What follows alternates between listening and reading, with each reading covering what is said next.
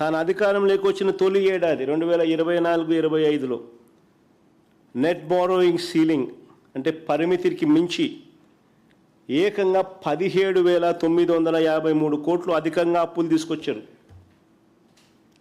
NBC ceiling కన్నా కింద కనపడతాయి చూడండి. ఇక 2025-26 ఏడాదిలో పరిస్థితి చూస్తే ఇంతకన్నా ఘోరంగా ఉంది. ఈ 2 ఏళ్లలో చంద్రబాబు తెచ్చిన అప్పులు ఒకసారి గమనిస్తే చంద్రబాబు నాయుడు గారు తెచ్చిన అప్పులు, కుదుర్చుకున్న అప్పులు, వీటి గ్రాస్ అప్పులు, వీటికి సంబంధించిన గ్రాస్ అప్పులు ఎంత అని చూస్తే 3,20,000 కోట్లు దాటాయి.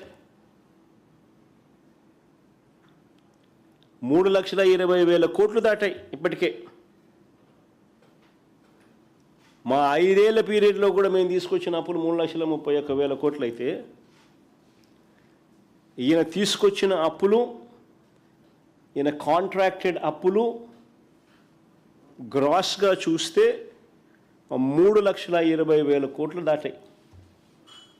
ఇదిగోండి ఏమేమి కార్పొరేషన్ నుంచి ఎంతెంత అప్పులు తాను కాంట్రాక్ట్ చేసినాడు, ఎంతెంత అప్పులు దాన్ని తీసుకొచ్చినాడు అన్నీ కూడా ఈ టేబుల్లో